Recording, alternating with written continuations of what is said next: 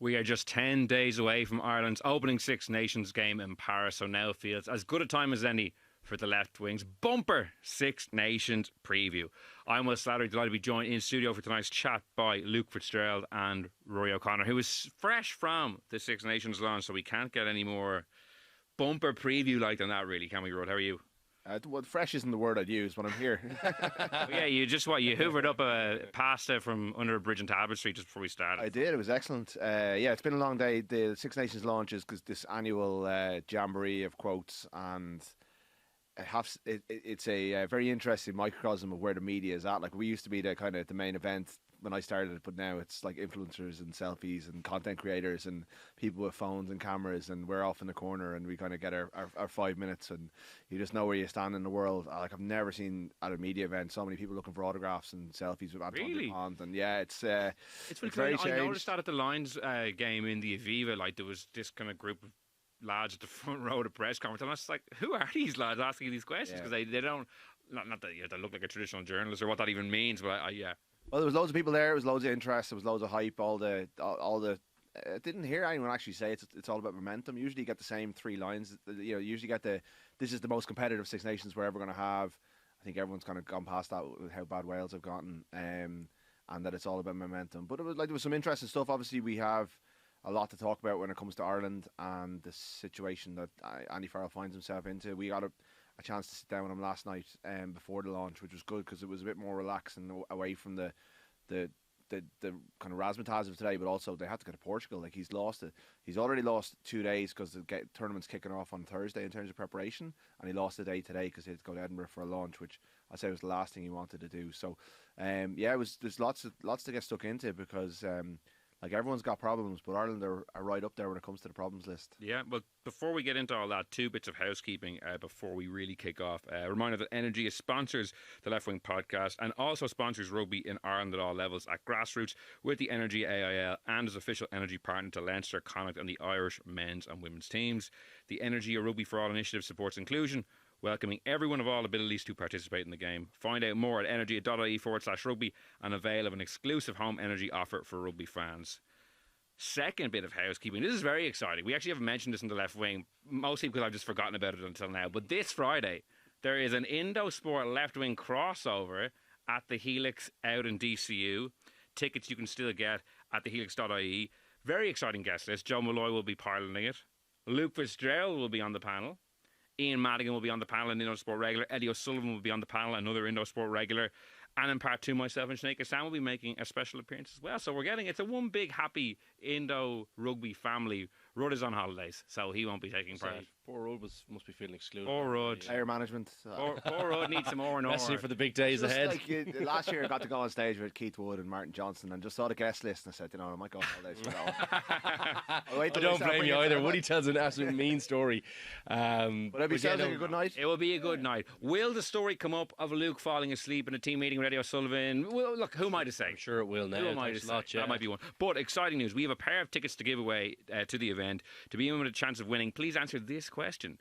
Two of our panellists, Ian Madigan and Luke Fitzgerald, are former teammates at Leinster, but which other Irish province did Ian play for later in his career?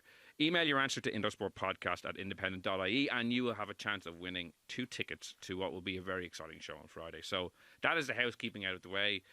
Into the Six Nations chat. For me, I think the vibes of this one, for the first time in a long time, Luke,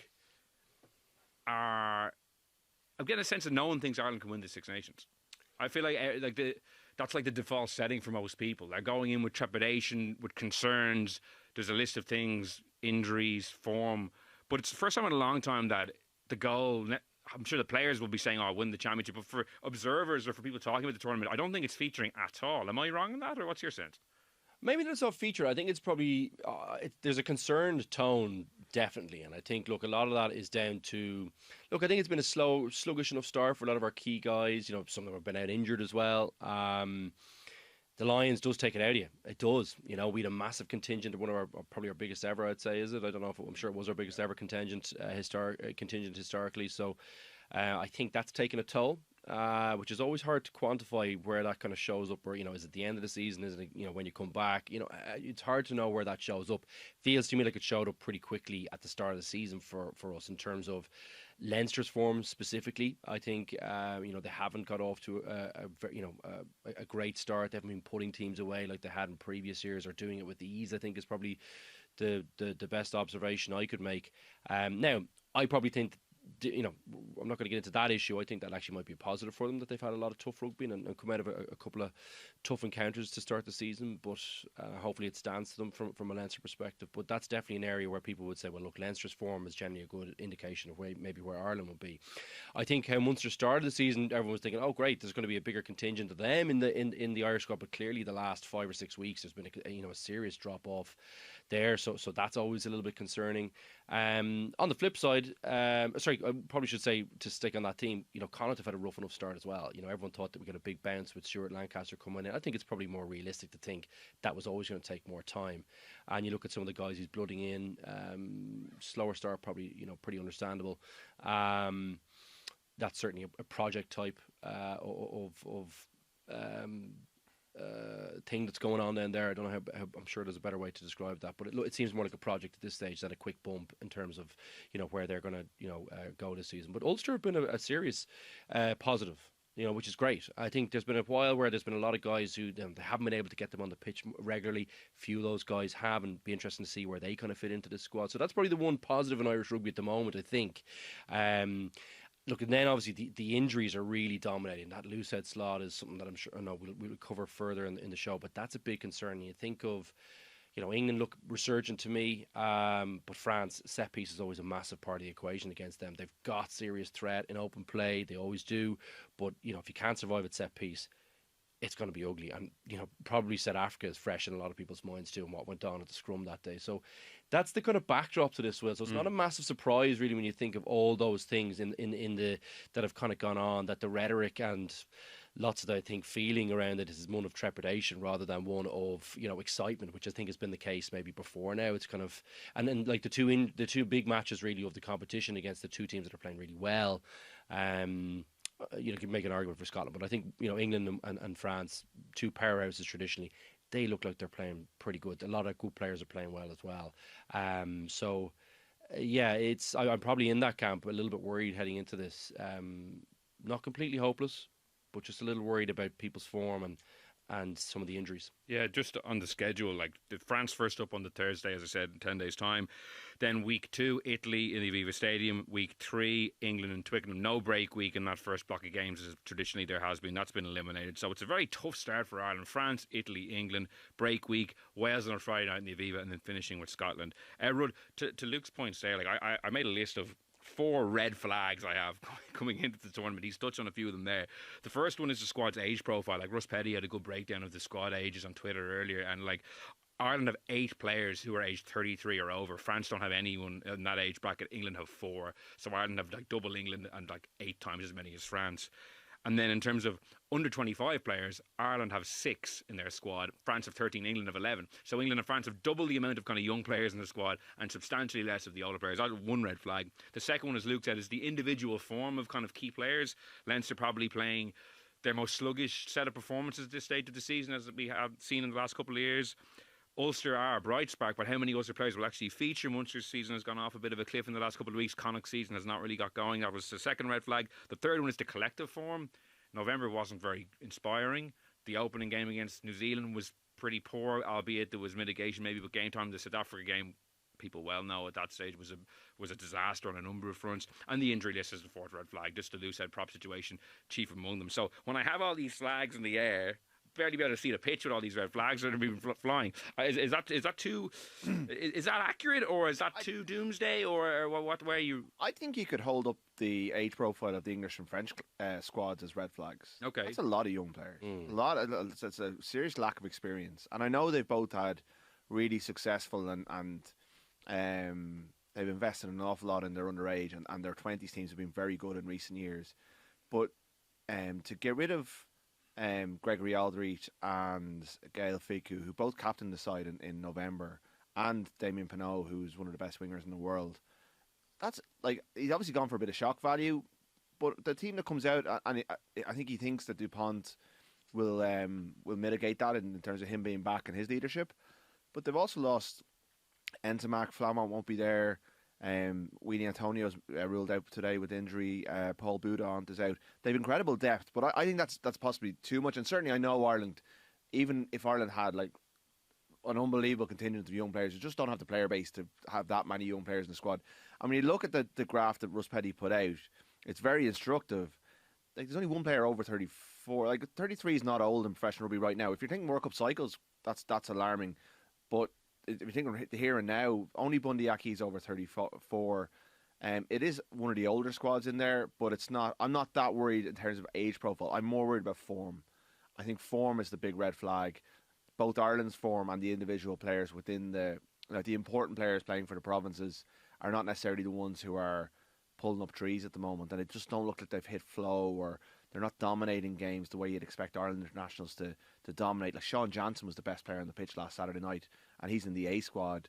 He's playing on the same pitch as Caelan Doris and James Ryan, and yet he's the one setting the physical tone. And I almost wonder, would he be called up on the back of what he put out on Saturday night, because he was so good? Because also he's in form, he's in flow, he's winning collisions. That's just to point out. But like you're talking about the collective drop off since the 2023 World Cup, like they kind of hit a decent level 2024.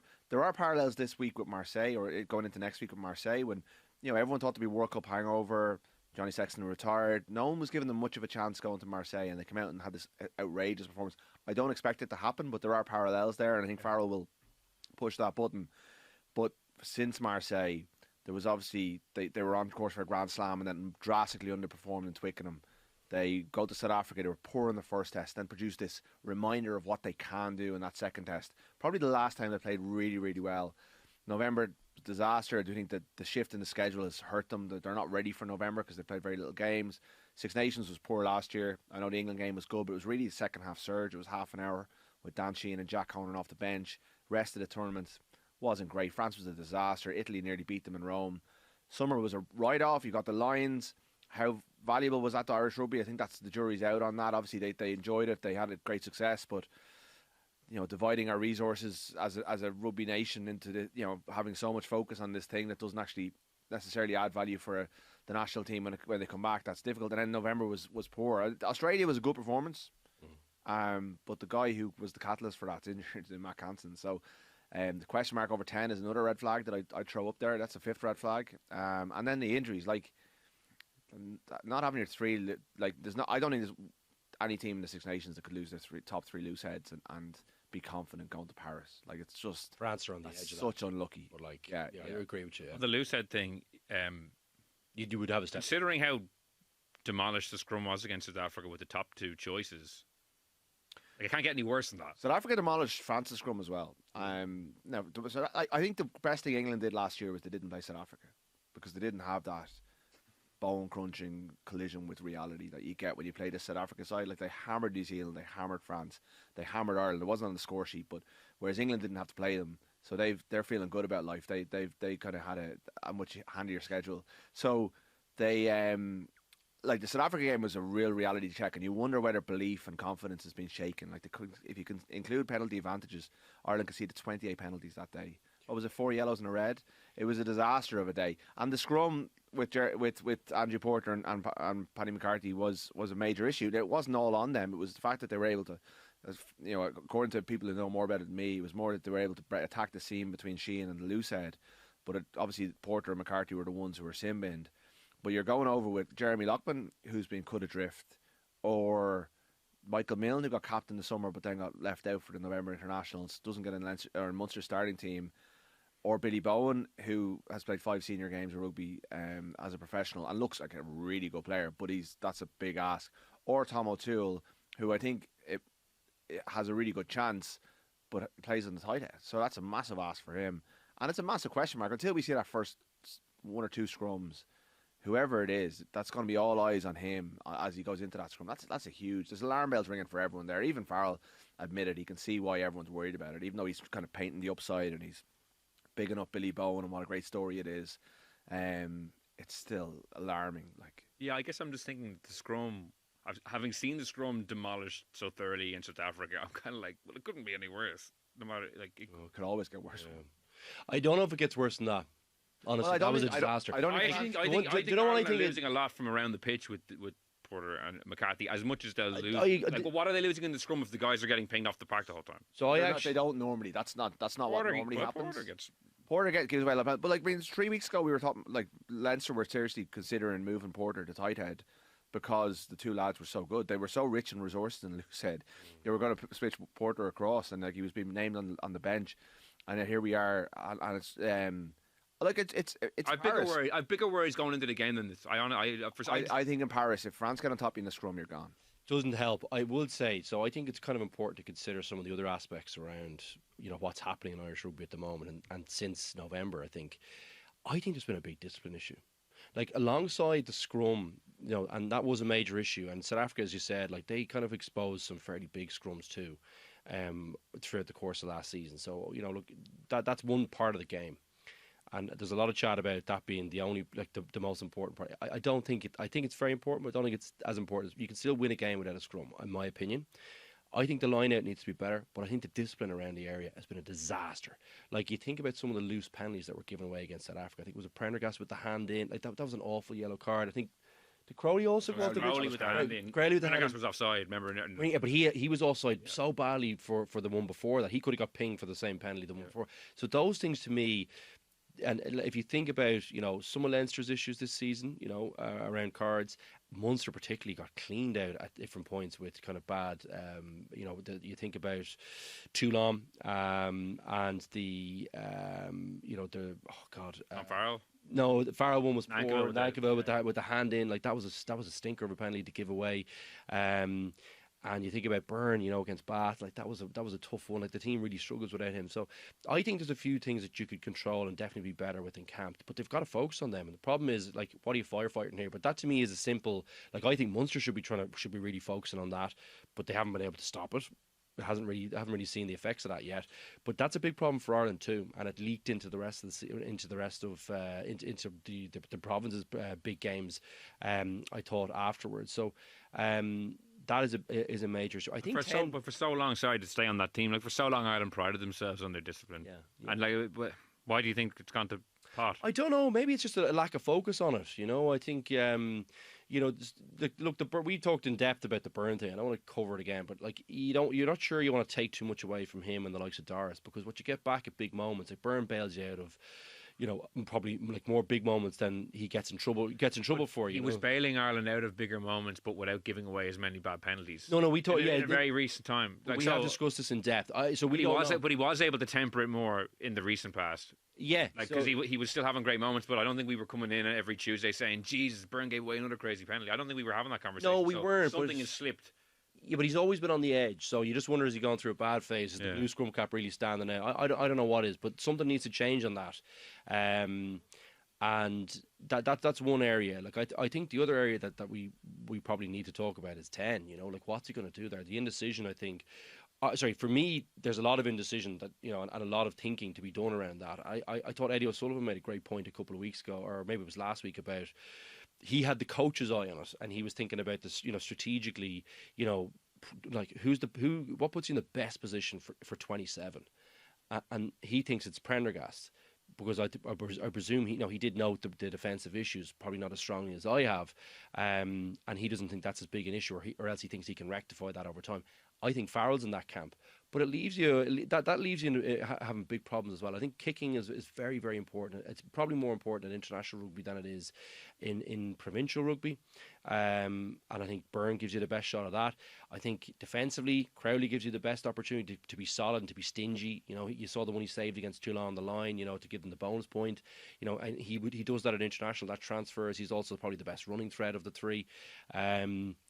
And then clearly the team runs like best attacking wise with Prendergast there. So like he's got a real conundrum there about what he's got to give up something and create a problem for himself somewhere by picking probably Crowley and probably Prendergast, for me, are the most obvious ones in terms of what you give up, because I think Crowley's kicking has just been horrendous. Really, he looks short out of hand. The ones off the deck, he's missing them by mile. He looks like he's struggling for a bit of confidence or a bit of something there, I think, off the deck. Byrne to me is right in the middle of the two, and he's the best kicker of the lot. I think Prendergast could prove me wrong over time, and he's still young. I'd give him a bit of scope there, but just in terms of what you get abroad, if you don't have a scrum, it's bloody important that the opportunities you do get, you put over the bar, and that you're not giving up easy ground at 10 defensively. So I'm watching that decision closely. I think I know who he's going to pick, which is probably Prendergast. But that creates another issue for you, and another glaring like you saw what La Rochelle did to Prendergast there. I mean, they exposed him really badly, and he created some awful problems for the team elsewhere. That I think Rory's. I'm glad you brought that up, Rhodes, because I think that is a serious red flag as an issue, you know. And so if you ask me what I would do there is, I've said I'd pick Byrne, but I would rather go with Byrne in that situation and try and build the attack with Byrne than go with Prendergast and try and build a defence, if you know what I mean. And I just don't know why someone like Farrell, who's kind of come from a defensive background, doesn't think that way. That one is a bit of an alarm bell to me too, because the La Rochelle one, with the athletes they have, and you think about the athletes that France will have, and that probably England have, not as extreme, but certainly some serious athletes there too. That's a real. I'm worried about that part of the game. I have been surprised with the opportunities Harry Byrne has got with Leinster that the attack hasn't flowed a little better. I just thought he would be better capable of kind of producing a kind of a similar attacking output that Prendergast has, because as Luke mentioned, his kicking is probably better. What's your sense on which way Farrell will go? I don't know. I think Harry Byrne has come in with a real bit of momentum behind him, but I do think that the Leinster attack looked much better with Prendergast in there, and I think that's where Farrell weights his decision quite heavily, as Luke said.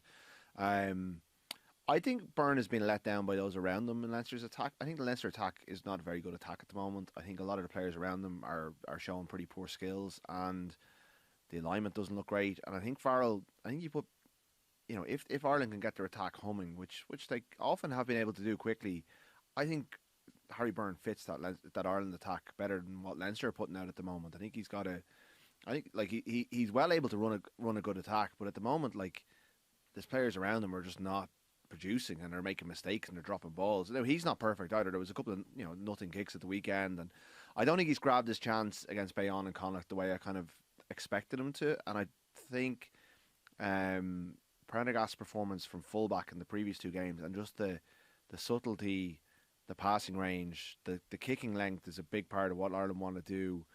They all count in his favour. I accept completely what's missing in defence, and I would be worried about it going to Paris. And I think what Byrne does is he bridges the gap between the two of them, between the two that we talked about all last year. And he's not as good in a lot of the departments as them, although he's the best goal kicker of the three, which is pretty important. But he's not. He's a better defender. Than Sam Prendergast. He's probably runs a week better, or he's kind of a better game manager than Jack Crowley. And he's is that a he's well able to, yeah, did they say that about Crowley? Yeah, I think it's his ability to, even if you watch the Cass game, like the amount of times Crowley ends up doing his own thing, he goes off script way too much. To be honest, he made some great breaks too. I think Jack Crowley's a fabulous player. I think he's completely out of form. I think to go back to the discipline thing, like, he lost his head against Leinster in the last 10 minutes of the game, and then he was the one. Like, we've had two pretty glaring penalties against Bundyaki last Saturday, and against 5 Munster players shouted at Matt Carley in the Cass game, and Crowley was the first one. He went after him 3 times, and Carley told him to stop twice, and he can't. That's a loss of focus. Like, it's completely. I think that's going to be held against him when it comes down to selection. Like, the kicking thing's a disaster as well, and the fact that he goes off script, I think, is the reason he lost his place in the first place. I think he's really struggling to get into that match day 23 right now. Really? I think Frawley's in really good form. They could go 6-2 and put Frawley on the bench, especially if Nathan Doak's there and he can goal kick. There's that option. I was going to say you have the flex with Crowley, which probably is in his favour. But yeah, but like, Prendergast has done well at fullback the last couple of weeks, so he has that option. So I asked Farrell, like, has he his mind made up going over there? And as you would expect, he said no. It's up to the lads in training. I think with the narrow window, they'll know in training when they start training on Tuesday morning. They'll know who's the 10. I suspect it'll be Prendergast. I think he's the incumbent. Even though they're tempted to go with Byrne, I think Byrne is very close. I think they'll end up going back to Sam. Partly because a lot of the backs around them are not playing that well, and he's probably the one that gets to play. It's an even trickier assignment for whoever is playing out half in this window than other windows, because say like in 2024 or like last Six Nations, it was the idea that like remember I said like whoever's playing 10 is probably going to be one of the weaker players in the team, and It's the weakest spot in the team. Yeah. That was when all the other players were playing really well. Now the form lines are completely different. Now the out half will need to be a difference maker. The out half can't just be a net zero overall, and the guys around them will pull Ireland over the line, because the guys around them are playing nowhere near as good. So if Prendergast is playing, his defence does have to be significantly better, or else Ireland don't have a chance of winning. If Harry Byrne plays, it can't just be his goal kicking. He'll have to create the attack, or Ireland don't have a chance. If Crowley gets picked, he has to goal kick well and create as well. He can't just be defensively solid. Like all three of them, if they're picked, need to do far more than they've done in their Ireland careers to date for Ireland to have success, I think, in this window, because the other players are not playing anywhere near as good as they have. The one thing I would say is, I would love to have a bit of a picture about who's kind of like, I see Keenan saying it looks like he's obviously stepped up the recovery. Yeah, he might Farrell be on was the edge. fairly wishy-washy on Keenan. Like, I think Keenan and Tyke Furlong and Jamie Osborne all have to prove their fitness in Portugal, and he's confident. Like, Tommy O'Brien's going to be okay. Oh, that's great news. And a couple of the one other of the players guys who actually is playing. Yeah, but the couple of players who were going over, he was quite like Finlay Bealham's going to be fine, but he was very much like, Tyke Furlong. He's not sure he's going to make it. Keenan hasn't put together a proper training session. Like, he's done. Sorry, he hasn't done enough training at this stage, and they're obviously a bit wary of putting them in full bore. So it did sound like he's a bit of work to do before he'd be a huge loss. Who would Keenan? Oh, if he's not fit. Furlong will be even picking him, like he won't have played any rugby since the only the thing summer. he's so fit though. He's one of those like how fit guys. Can you be when you haven't played rugby since the summer? And this is we're talking about February. It's one of those positions where the physical. So to me, right, like there's a couple of parts of this, right. Fullback generally, you have less contacts, like less kind of wearing contacts that really take it out of your legs, right. It's a running position, really. Like most of the fitness is actually a running thing. He's a runner. Like, he actually, of all the things, you might actually be able to get away with it. If you think most of his job is covering the French pace, like it'll be very. No, I'm not saying it's not a huge ask. I'm not saying it's ideal by any stretch. But of all the positions, that to me, if you're a runner and he's a runner, you might be able to just get away with that one, because the contacts are different. It's not like asking a second row to come in, or a centre to come in, and you're wrestling. You might have 15 to 20 tackles. You might be. You're in there wrestling with heavier guys. It's a different ask, I think, at fullback, potentially, right? So you have all the things, and the reason I bring up him as being important is that it does take a little bit of pressure off your 10, because he does have that little bit of playmaking flair. He can take a little bit of pressure off you. So maybe I wonder, does that shift it back towards someone who maybe hasn't, one of the other guys who hasn't been playing well in attack? Now, I thought Crowley had a few moments in attack, but to me, he has a big problem at the moment with carrying the ball in. And the problem for him as well is that it went bloody well at times against Cast. There was times it didn't, but there was times where he was the guy making the breaks. But it draws you into thinking that you're the guy. Whereas at 10, it's got to be 90 to 95% of the time you're facilitating, even more perhaps. Like, and I think that's where you lose shape. I don't think he was realising the issue that he's having. Like, I think sometimes that could get masked over at Leinster if you were a carrier, because Jameson Gibbs-Park is such a stamp on that game plan. And you probably had other guys like James Lowe as a guy you can kind of step in and play make. You had Hugo Keane. You had other guys who could take the pressure off you a little bit. But I always felt like if you look at the best guys who like at running the team, probably Carter's in there, I'd say Sexton's in there, like 90 to 95%, it's organised, it's hitting the guy, hitting the obvious guy, and then maybe you play something, every now and then you play the kind of fancy pass, but they ran the team really well, they ran the shape well. Crowley's having a problem with that as well as the kicking, so I think I had him probably before last week, or before the Cast game, in probably... I probably had him ahead of Prendergast, but it sounds weird because he had some really good moments against Cast, but I just didn't like what happened to the team shape with him. I was kind of... And the kicking. The kicking alone would disqualify him, I think. No, the kicking alone doesn't really... Because he had a bad one against the All Blacks as well, in Chicago when the game was in the melting pot. Like, I should have got that one. You can't trust him over the ball at the moment, I don't think. I don't think the standard across the board is high enough with goal kicking. Like Harry Byrne's having a good season goal kicking wise, but he's not at the level of some of the French players we've seen recently. Like Garrick drilling touchline conversions. Ramos is unbelievable. Ramos like the standard. Like why? I don't understand. Even Finn Russell has elevated that part of his game massively. Like I think Nathan Doak's probably the best goal kicker in the squad. Interesting. Like I do think that's just maybe a sign that standards have slipped a little bit in Irish rugby the last couple of years. Like no one's ever 100%. But there are players in France who are getting to that level. Like, is the dedication not quite where it should be in terms of those extra hours that you put in on the training ground? Because if that's it, like if you want to be the Ireland 10, if you're up in the 90s, if you're drilling, if you're Thomas Ramos levels of kicking, you're going to get picked. 100%. Because you're going to win games for your team. And like one of the big problems Munster have had is that they're not turning 5s into 7s. It's been the same way for the last couple of years. And it's like Leinster have let a few slide by as well. And I don't think Sam Prendergast's kicking is good enough. He's obviously the youngest of the three. I think what Harry Byrne has gone for him as well is that he's that bit older. He's had a good bit of experience. He obviously would have a lot more caps had he not gone injured over the years. He looks like the most comfortable over the ball to me, and the most confident. Yeah, it's easy He's to striking say. it well. No, it's easier. It's easy to say after the La Rochelle kick, right? But if you think about, he missed he missed one, but it was off the pot. It was a good kick. Yeah, Crowley's missing them by a bit. You know, and Prendergast has a few where he missed them by yeah. Got timed out in one of them in the Cots game. Yeah, like that's sloppy. just inexcusable kind of stuff. So like I think, look, it's just it's so important. Like it comes up in a week like this. Like Prendergast gets a bit more flex on it because of just his age and more pressure situations to be in. He looks like he's got ahead for the big games to me as well in terms of the attacking side of it, and I would include kicking in the attacking side, right? But the most composed. Like you look at Byrne over the weekend, and there was a lot of those kicks. He just looked very comfortable over the ball against Connacht. I just, you know what I mean? I know, like, it's not the same stage as you're going to be playing, Thursday week, but he just looks the most composed there, and that's a nice feeling to have. It's a nice feeling to have your kicker going, taking the ball out of your captain's hands, going, no, that's a me kick. This is a kicking one, and I feel like he's probably the one who'd be best positioned to do that, and that's important. That is important. Who starts, lads? Will who starts then? None of the options are enticing to me. I made a list earlier of out halves in the Six Nations who are eligible, who not in the squad. I had 10 names in the sheet before I even got to an Irish player. George Ford, Finn Smith, Mark Smith, Owen Farrell. Harry Byrne has been the most solid, but I think I take Eddie's point about Sam Prendergast and investing him in 2027. Take the short-term pain. Team looks the best of them, and going forward, there's no doubt about it. But I would just pick Byrne. I just don't think you can reward someone who's like the defensive side is just too. I kind of like to see how Harry Byrne played in this big game, and then like if we see it and like the Ireland attack really struggles and he doesn't offer anything, then I'm like, okay, that was it was worth. Do you need him? Do we need him to be magical? That's the question you got to ask. I think what you need is you need a nice shape.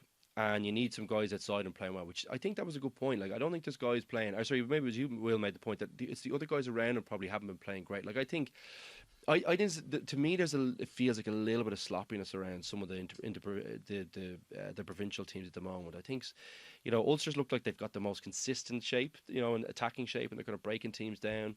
Leinster still have the power and the depth. So, like, I think you see when the bench comes on, they have a difference there versus lots of other teams. They could blow you away.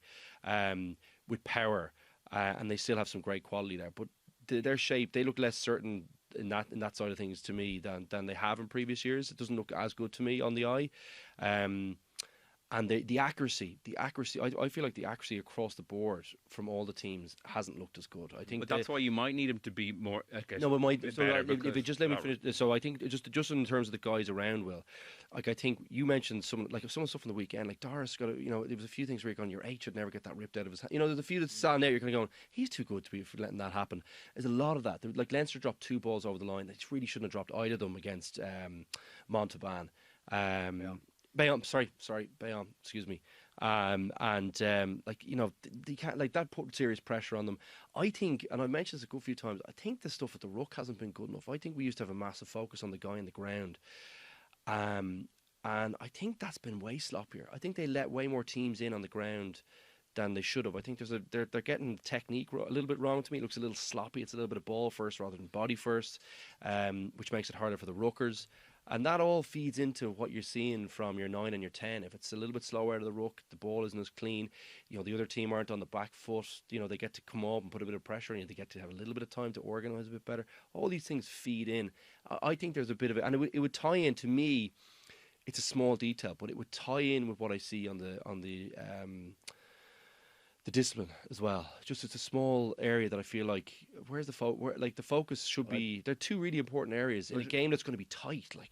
Judging by what Andy Farrell said to us last night, I think the first 3 days in Portugal, if not the whole camp, is going to be discipline. That they have, belatedly when it comes to November, but it looks like it's lying in the sand. It's obvious, isn't it? Really, it's like it has to. Like, you're just undermining everything about your team. Like, you're just, you're like the South Africa game. yes, there was the scrum, and yes, there were like the yellow cards and the discipline. Sorry, the yellow cards are part of discipline, but there were so many silly penalties. Like Tommy O'Brien, I think, got done for tackling someone, in the air when he had no reason to run into him. Like stuff like that, sloppy stuff that you just no need to do it, and you're just giving the opposition momentum. And you're right, it's across the board. So I do think that thankfully they are. He's talking about it openly. He's not shying away from it, and that was when we asked kind of what did you learn from November. That was he spoke at length about that. He also wants to get back into an attacking flow state. He's quite big on their defence. Like you said, statistically, the defence is still very strong. So that's something to build on. And like you do have to remember that there's still a lot of really good players. Some of them are out of form, but like within that forward pack, Joe McCarthy's coming back after November. He was a massive loss last year. I think he makes a difference to the scrum as well. Obviously, they have a problem with the personnel at one now, but like leaving that aside, McCarthy though it shows that like he's playing unbelievably well, but his discipline has been almost equally terrible this season. But he's almost allowed. He's like handing the team, he's playing. I think he's playing the best rugby of his career. Obviously, it's not that long of a career, but like he's getting better. But I think he's been a huge difference maker since coming back from injury. But equally, his discipline has been really, really poor. He's the first guy who needs to look in the mirror a bit. He's allowed though. He's your enforcer. Like as long as everyone's not like you're allowed to kind of push the envelope a little bit when you're the enforcer lock. I think you're baked in for a couple of penalties along the way. Like that's part of the deal when it comes. Problem is they probably have three of those guys. Though. That's the problem. You probably have like Doris. Guys who aren't enforcers. Doris is always on the edge. Byrne is always on the edge. If you add in something else to the mix, you're kind of going, okay, well, say they're competing like mad, and they're, you hope they're in a net positive at the end of the game, where you kind of say, okay, well, they gave 2, but they got 3. Like you're asking a lot of a referee to. You're asking a lot of a referee to be seeing everything going your way. And if you're not really on top of the match, and let's face it, against England and France, I think there might be long periods where you're going to be defending, you're going to be under the cosh. I think it's a lot to ask of a referee, and away from home in both of those big games, to be seeing you coming out in the positive side of those kind of. If you're just thinking about it black and white, it feels like a big ask of a refereeing team to be looking that hard at the opposition and not the away team. And it's a good point to raise about like Rudd saying, "Oh, the enforcer, you bake that in." It's like, well, you can't have that many enforcers. You can't have like 3 or 4 guys baking in 3 or 4 penalties. I get that he is the enforcer there. I get that point. I think it's you have the few. You have your 2. You've kind of, and you always want. I think it's good to have 2 kind of fetchers in there where they're kind of going. They're right on the edge, and I think those 2 guys are really, really good at that. But you need to have. You can't have like everyone else has to be so squeaky clean for the whole match. Yeah. To really go well, like your pack maybe give away 6 or 7, then your backs maybe have 2 or 3, and then you're under that 10 slot. That kind of way you're on the 10 where you're on the edge. Another discipline issue, I think you wrote about this a couple of weeks ago, was like particularly with English referees, like Irish teams, Ireland and Leinster in particular, in some big Champions Cup games have really gotten the wrong side of them. And like Carl Dixon is doing the opening game in France, he's doing the Wales game on a Friday. Luke Pearce is doing the last game. I think Andrea Piardi is doing Italy. Don't recall off the top of my head who's doing the England game, but. Like that has been a significant issue. I don't know what it is about. Maybe it's nothing in terms of their character. It's just their ill-disciplined play that's rubbing them the wrong way. But because all these English referees will meet and review games as part, in the RFU and the Premiership during the week. I wonder how they're sitting around being like, "What have you seen these Irish guys lately? What they're doing?" Like, you wonder if they're all feeding into each other. I have a thought on that, by the way. Sorry, Rhodes, go away. Well, I don't think Wayne Barnes was Ireland's favourite referee, and I think he's massively influential. And I think he took a dim view of some of Ireland's tactics. I don't think the relationship was helped by the Johnny Sexton post La Rochelle diatribe, and like that was 3. Apart from Jacko Piper, all of the assistants, Dixon was one of them. This was the Ireland captain having a cut, and obviously I think the English RFU pushed hard for that to be disciplined that summer, and that's just in the back of their heads because these guys are human and they have preconceived notions, and everyone's got these things. And then you've got the Porter issue because English refs always punish Porter in the scrums, as we saw in the World Cup quarter-final with Wayne Barnes. And since the World Cup, we've had Matthew Carley refuse to deal with James Ryan in Champions Cup game in La Rochelle. We had Luke Pearce talk down to Caelan Doris in his first outing as Ireland captain when he took over from Peter O'Mahony in South Africa. And Doris was like, Ireland came out really strongly the week of that game saying, we thought Caelan was absolutely within his rights to say what he said. But he has an ongoing communication issue with referees. He's not getting through to them. Even Owen Cross at the weekend I thought he was listening to Keane Prendergast far more than he was listening to Caelan Doris. We had Carley sending off, forgiving Was it Sasha Feinberg and Gomzulu for his high tackle, and then that was a stinker. And then sending off 4 Irish players, and sorry, 5 if you include the red card. No, and I think every one of those cards was deserved. It was just that he let the South Africans pass. And I think Razzie has shown that you can repair these relationships. Like Razzie Rasmus infamously did that hour-long video about a referee and got banned for 6 months, and now he has a referee as part of his coaching ticket. He's gone to the nth degree to heap praise on refs. They weren't afraid to put a bit of pressure on the ref before the last game, but it doesn't seem to count against them that much. And Ireland, I think, have a bit of reputation now, and they have a lot of bridge building to make, and I'm not sure how much effort they're putting into it. Is it the relationships they need to mend, or just be less ill-disciplined? It's the behaviour. I actually think it's the discipline. I don't think the refs are treating them harshly. I think they're getting what they deserve. I think they're speaking to them very harshly. I think the refs are speaking to the players. I think Doris is really struggling. Often, what he's saying is quite rational. Maybe his delivery is not great, but I think other captains are getting listened to more. But I do think it's down to the behaviour, because I think they're especially the fact that he's the one pushing the envelope. That's his position and that's his job to some degree, and he's very good at it at times. But I think that because he's that guy, he's struggling to get through to them. But I think if they clean up their act and stop giving away so many penalties, they'd have a much easier time with it. To me, you could control one thing here, right? Not one thing, but there's one big thing that you could control here, and it's the amount of voices into the referee. Like, if you think about, so everyone's going to talk about the Munster Cast game at home, right? But I would point to something in Munster the week before, right? Do you remember Alala Toa?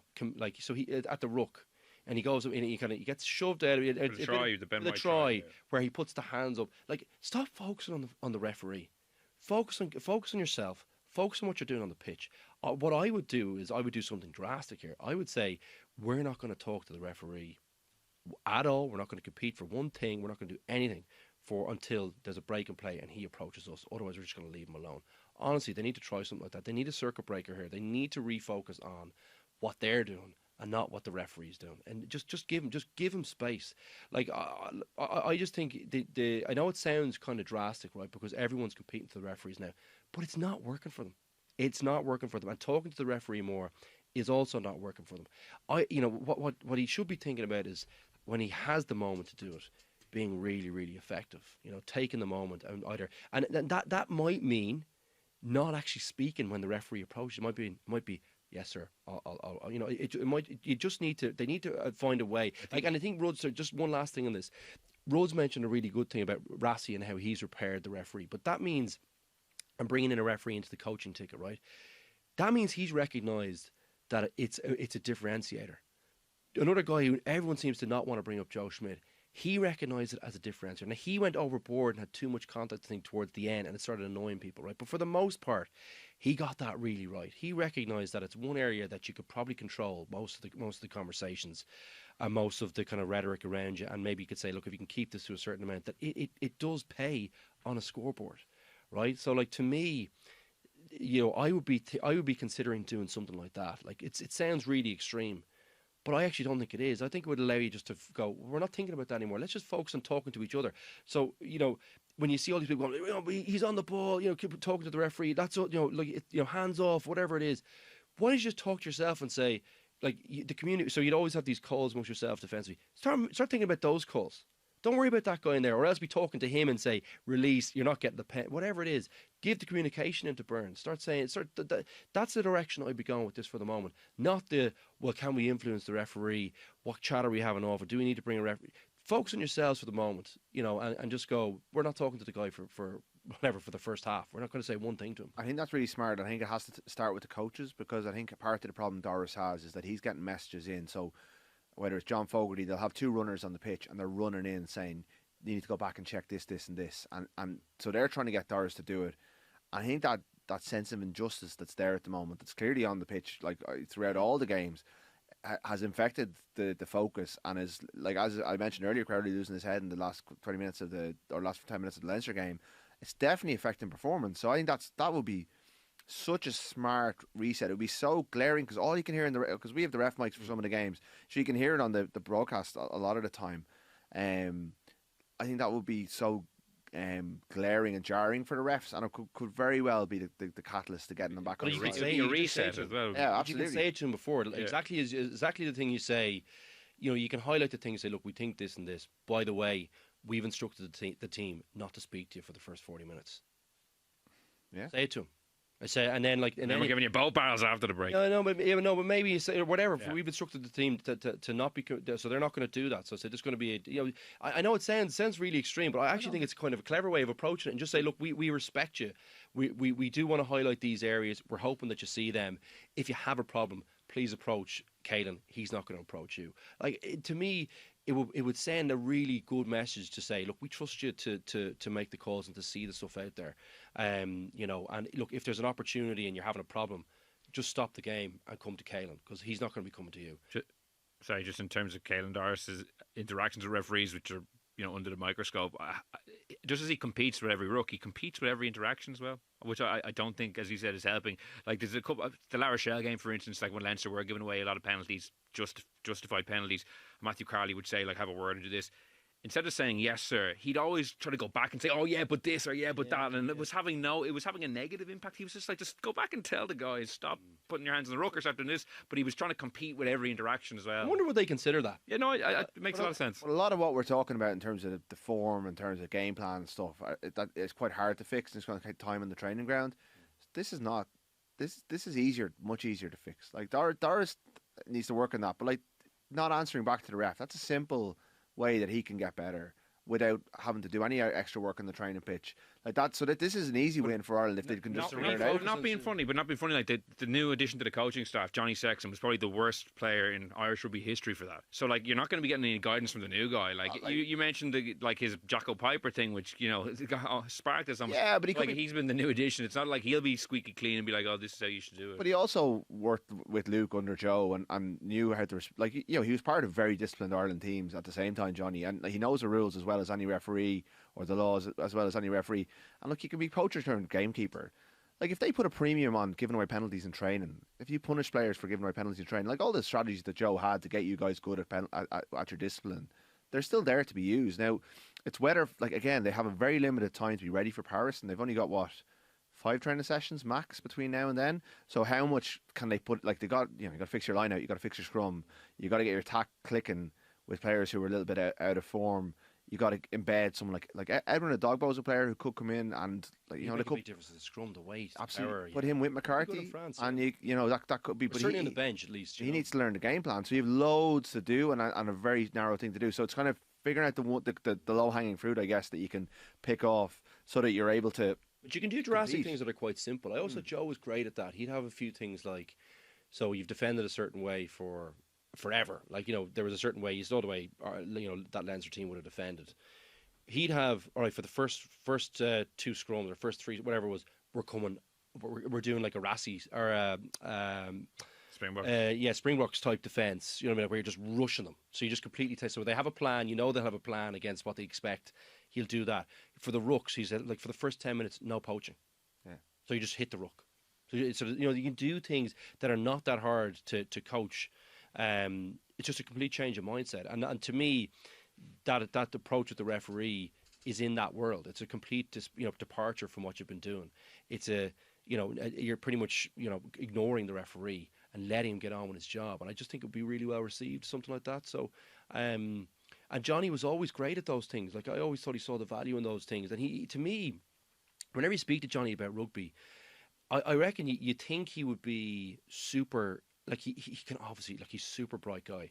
But it's never complex with him. He always is able to dumb it down and that's why I always think he'd be such a great coach. But he can always he views it quite simply, which is how I kind of see the game as well. I always grew up with that. Like you think you grow up with a dad who's a tight end prop. He's just like keep us moving forward. You know what I mean? But you always simplify when things aren't going well. And I think a refocus on the basics, a refocus on yourself, and I actually kind of think that the discipline thing, Ruds, actually kind of feeds into a lot of other stuff. And I think, I'm not saying it's the missing chink in the armour or it's the key to to finding form, but it's certainly an avenue back to it. It makes life an awful lot simpler if you're not in your own half, under pressure. Like if you think about the South Africa game particularly, they got caught. I remember I was sitting next to Sean O'Brien watching. He was saying they're just caught in this cycle of pressure, relief, like massive effort to relief, kicked, and they're literally stuck in their own half. I can't remember what he called it, but he was like, it was a kind of a cycle. It was a really nice way of describing it.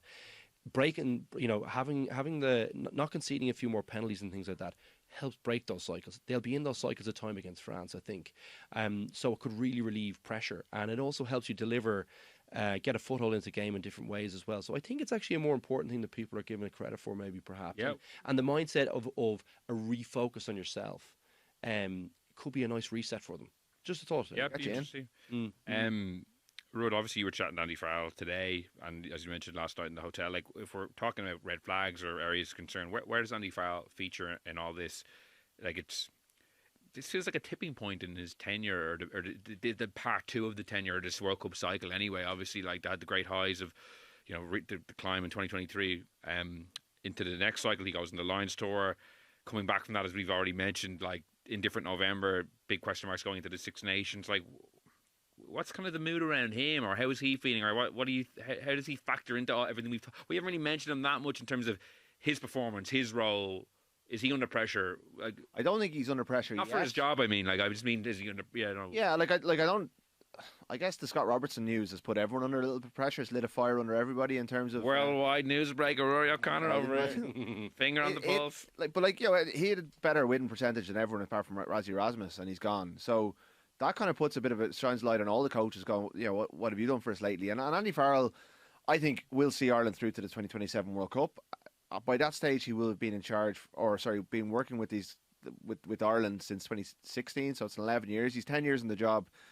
Sorry, in the setup this summer. He's obviously only been in the job since 2020, but it's a long time. And I think all coaching careers, like when you're with one team for that long, it can get stale. Like they've been listening to his messages for an awful long time, and he's very good at refreshing them. He's obviously freshened up his coaching ticket. It's changed since the World Cup. We got Alan Walters in S&C. He's got Johnny and Andrew Goodman in since. He's been away. Now, he took a lot of the Ireland players with him, so it wasn't like it was that much of a break. But he sat out last year's Six Nations, and he's probably playing a bit of catch up. Like, I think he's under pressure to show something. Like, he's not under pressure for his job. He's going to get there, but I think that the mood will change if they don't have a good Six Nations. If they finish outside the top three, if they lose the 2 away games and slip up in one of the home games, that hasn't happened for such a long time. He'd definitely become under scrutiny then. He has a couple of ready-made excuses. He's not reaching for them, in fairness to him. But I do think he's one of the assets to the whole setup as well. Like, there are some really, really good players in that group, even though some of them might not be in form. You've got world-class players, and I think you have a world-class coach who has a proven track record of getting a tune out of these players. And I think he's facing a big challenge to get that energy and get that response from them, but I do think he's capable of doing it. So I think we'll know a lot more in 7 weeks' time, which is obviously fudging it a little bit. But he's shocked us before with kind of big performances in Paris. Like 2022, no one saw that coming when Joey Carberry started, and they nearly beat France in Paris, and that was a real big stepping stone. 21, they played England at home at the end of that Six Nations, and like he was really under pressure for his job then. Shane Horgan had called for his head, and they produced that brilliant performance at home to England, and everything rolled. So you're kind of wary the fact that he's turned it around before, and he's produced big performances out of what we didn't see, but. Yeah, I think I'm sure privately he'd have a lot of worries about all the red flags we're talking about. I think this campaign just looks to me to have 2 away losses, 3 home wins written all over it. That would just seem like a very obvious pathway of results. Probably take it now, wouldn't you? Would you take that? Provided they're close, yeah. I think the England one, like France away on the opening night, I would be very, very surprised if Ireland. I still think they're very close. The England game, like I was saying earlier, like England have already won the Six Nations in their own mind. It's just about whether they win the Grand Slam or have to settle merely. Steve Borthwick is talking about the final game against France. Yeah, no, like the England hype is out of control. If you actually interrogate their record. Like, Ireland smashed them in the Six Nations last year. England scored 2 tries in the last 5 minutes to make that one-score game. Yeah. And that's the reason they actually pipped Ireland to second place. In reality, Ireland were a good bit better in that game. Now, I know that was a year ago and a lot of rugby's been played since then, but as you said, they didn't play South Africa. The win over France was one of the most fortuitous wins I've probably seen in the Six Nations. Well, they were only better than for 25 minutes they blew them away. Remember Jack Coney came on, had an unbelievable kind of, like, there was it was 20 minutes of kind of blown away in the second half, really. Like, it wasn't really, I wouldn't say the whole game they completely dominated them. No, Or no. There was a period in the second half where Ireland really got in the... But they had opened up a 20-point, like the guts of a 20-point lead. It was like. still sloppy at the end. To me, there was kind of a sign of a good team that they were able to come... I maybe read that slightly differently. I do agree, though, that they're not as good. Like, they always will talk themselves up. You know what they're like. But, I still think they look like they're pretty good, and they've got it together, and they have some in the key positions. It just feels a little bit more settled than say Ireland do at the moment. I'm more talking about that 10 slot. It's just, they have quality there, proven quality. Whereas we're still feel like we're finding our feet there, and it's such a key area in the game, isn't it? And they have guys. They're outside backs. They have more threat, I think, in the outside backs at the moment than us. It feels like. They used last year very well. Like their best players went off in the lines, learned the Ireland game plan as best they could, but they also went on tour to Argentina, and that went really well. Came back, and most of those Argentina players were the ones who started in November, and they put the lines on the bench, and suddenly they had this bomb squad. What do they call them? The palm squad, and it's smart. That's and like great. That's a great name. It's really smart. But sorry, it's really he's been smart about how he's gone. Like I'm not Borthwick's biggest fan. I find him to be quite a tough interview. Oh yeah, he is. Borthwick ball. But I think he's put together something good. But I think we're a long way from it being great. Yeah. And I think you got to go back to the Lions' first test when everyone, not that everyone was writing off Ty Byrne and Tom Curry, but like Farrell's selections were being questioned. That the Lions had me, and he's able to get a tune out of some of these players when he will get into Gary Ringo's head in the next week or two or the next 10 days. James Lowe, surely he's going to be trying to light fires under him, because I think Lowe needs big performance in Paris.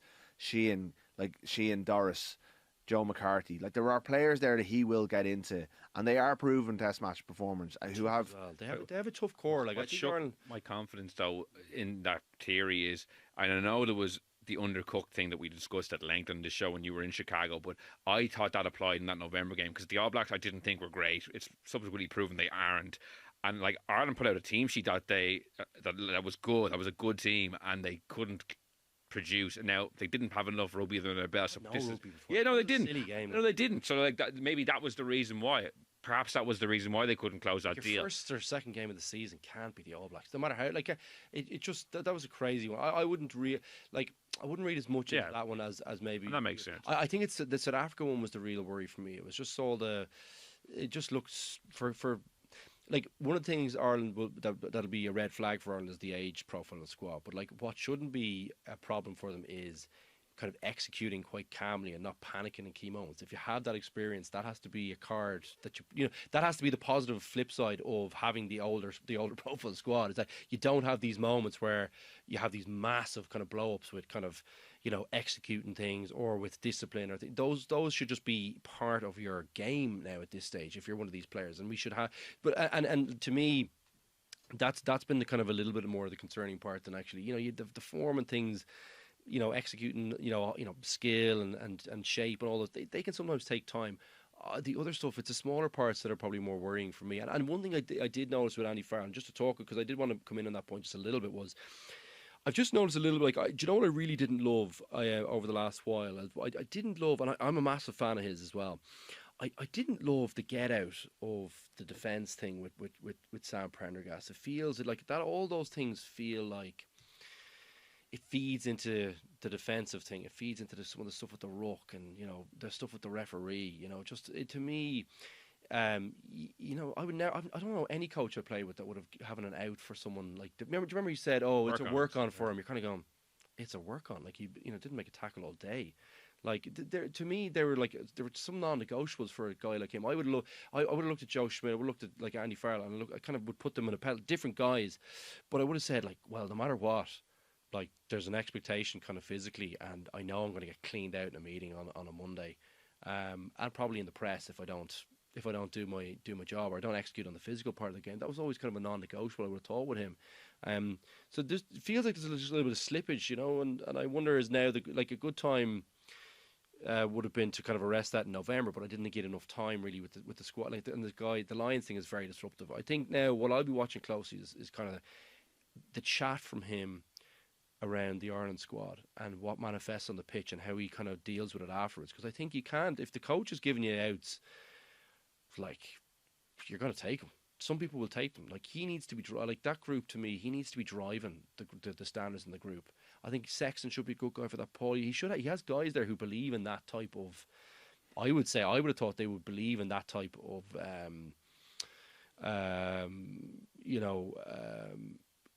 dealing with people and discipline and things. They would believe in that. That would be a core of how they kind of play the game and how you train, how you deliver physically. They were all non-negotiables for those players. So I don't know why when they become coaches it wouldn't be for them too. So I think he should be leading that bit a little bit more, and it feels like it's a bit of leakage that maybe he should be arresting. Could be publicly saying one thing, privately saying. No, I'm sure that is, but from what I gather, it's a very different setup to when I was there in terms of how you can talk to people.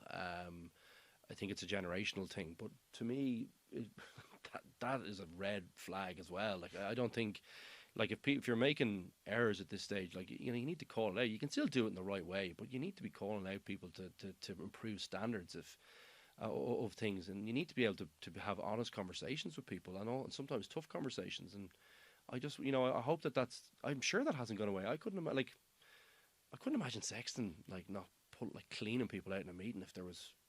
If there's kind of glaring errors, like he was, I just don't. Maybe it has changed, but to me, that's a big problem in an organization when if that stuff starts seeping in, where you can't be honest with each other. Honesty is, an integral part of any kind of if you're going on a journey to be great, and to achieve great things and to achieve your potential, like being honest with each other as a 30-man or 35-man group. To me, that's a cornerstone of it. So.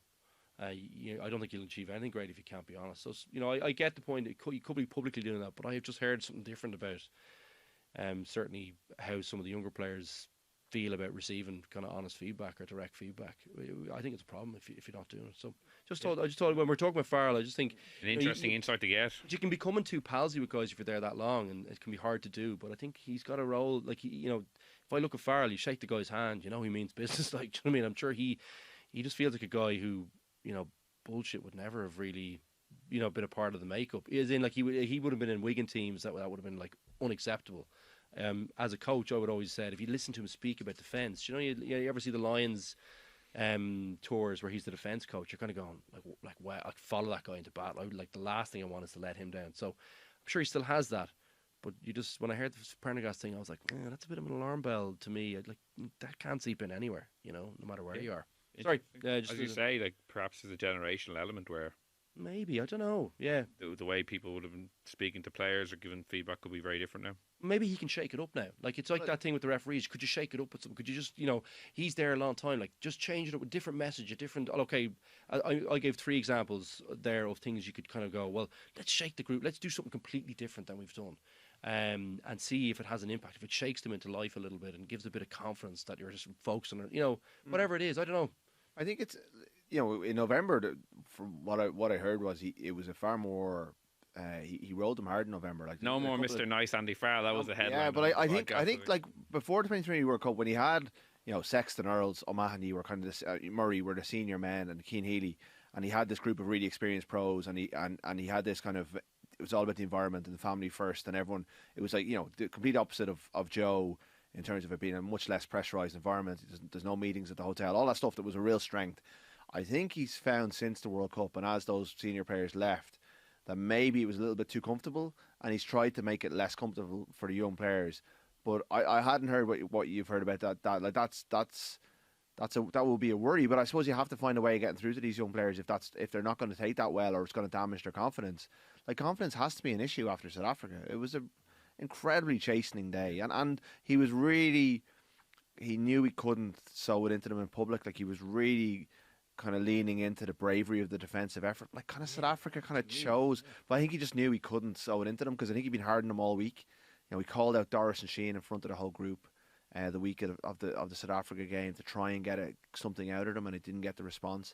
And then they go out and they're ill-disciplined and all the stuff that we've already talked about. And they come off the pitch. He just knew that he couldn't go. He couldn't say that. Maybe maybe in Portugal this week when they review it, because apparently they haven't reviewed it since. It'll be like this was unacceptable. But at the time, he just felt, I can't let these lads leave Ireland camp with the last thing they heard being a complete bollocking. And your use of the word chastening is an interesting one, because I feel like when that word has been used in prior instances, it's been such a damaging experience that it's taken a while to shake. 2019, England coming to town. I actually remember, we actually had a pot after that 59 14 World Cup warm-up game in 2023 or 2019. Like, that was another disastrous chasing experience. I kind of, not that I'd forgotten about the second half for a game. I obviously hadn't in terms of the talking points and how it would inform this chat, but I kind of forgot about the psychological scars that could be there from getting such a hiding. And France at home. Yeah. That was a hammering. Like, so, and then you have France away on Thursday, yeah. The only thing I'd say is, right, look, so, like, to me, there's some obvious things that you could do quite well to keep things at least, like, if it's close, like, you know, like, that's the one thing you want to think when you're going over there. You want to keep it close. You want it to be stingy. I think the selection of 10 is an obvious one for me. I picked the best goal kicker, and I picked a guy who's pretty solid defensively. He's not, you know, he's not like Crowley. Crowley's better defensively, but to me, that's something you can do to kind of control it. We're going to be stingy, as you know, we're going to kick most of our goals, and I think that's a good starting point. I think it's, you know, your set piece, like, you know, just try and find a way to survive at scrum, but be really, really good at line out. Like, be excellent there. France are really good there. Be excellent there. Like, have a great week there. At line out time, have a very clear kicking strategy. Find some ways that you can put pressure on them and get into the game. And then on the attack side, you know, is there something? You know, I would simplify. Like, they'll give away penalties. France will be disciplined. You know what I mean? They will do that. So sometimes it might be a case of hanging on to the ball and maybe not trying to play the extravagant one, but, you know, use like McCluskey looks like he's in form. He to me, you got to probably pick him if he's fit. Definitely.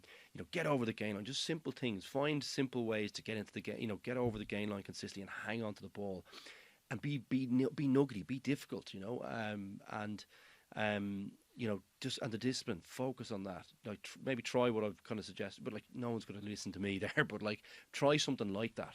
And, you know, I think you do have an avenue into the game if you can kind of keep some of the key guys quiet too, you know. So if they're really well prepared and they have a great couple of weeks here together, there is enough quality there to cause most teams in the world problems if you're effective and if you have a really clear game plan. And, you know, they clean up what has been a problem for Irish rugby, or the provinces at least at this point, on the discipline side. Give them nothing. Like, if they're going to score, just make sure you make it as hard as possible, but don't be giving away silly penalties. Don't just avoid that at all costs. Keep 15 on the pitch for the whole game. Keep it below 10. In terms of penalties, if they score tries, but just, you know, just be stingy. Have that attitude going into the game, and if you can keep it close, you've got a guy who's ready for the big stage. I think in Byrne, he'll take the ball off. He wants to kick. He looks like he wants to kick in the big games. So if you are close, you have a guy who could deliver for you. And yeah, that's it. I think there's a formula there to be good. Like, you have guys who've won big games here too for Ireland, in Ireland jerseys. They've won Grand Slams, so they've some tough times recently. But move forward from that and be very clear and very clear about what you want to do, and focus on your basics, your rucking, your defence, like, you know, good kicking strategy. Some of those guys will be shaky enough under high balls. You know, make them doubt themselves. Get into them, climb into them in certain areas. You know, yeah, I'm not as down on this thing as maybe I think the chat has been obviously one of concern, and there is lots of areas of concern. But I think he can arrest this thing pretty quickly, and he's got big personalities there. Like, Paulie's a big personality. Like, he's someone you can rely on here to get the team in a good place. But Sexto, like, he doesn't have to do it all on his own either here, you know. So come up with a plan about maybe who's going to be harsh this week, and maybe he's the guy who gives you something back on. Look, we needed to cover this. It was tough for everyone to watch, but that's that. And maybe he gets Sexton to row into them, or he gets Paulie to row into them, and he says, look, Paulie's rowed into you there, you know, but this is what we have done. Maybe show them a great game that they have played together. That's not that far away, I don't think. Do you know what I mean? So there's ways you can bring this thing back around. This is what we're capable of. This is the plan for France. Do you know what I mean? That's how I might be approaching it. It's just simple, clear messages, you know. Well, a nice full circle answer, I think, to wrap up what is 100% a bumper preview. We're pushing an hour and 10 minutes. If that doesn't qualify for a bumper Six Nations preview status, I don't know what will. That's all we have time for on this week's episode of the Left Wing Podcast, sponsored by Energy. Big thanks to Rudd for coming straight from the airport. To Luke for joining me as always. We will be back next week, where we will be reacting to the Ireland team news to face France, obviously with the game on a Thursday next week. I actually haven't asked Luke, but we'll do a Friday show as well, maybe breaking down the game. Happy, yeah. So we'll have two left wings coming for you next week. And Rudd, Sinead and Keane, I think, will all be in Paris as well. We will, yeah. So there'll be podcasts coming out of your ears. Until then, thanks so much for listening, and goodbye.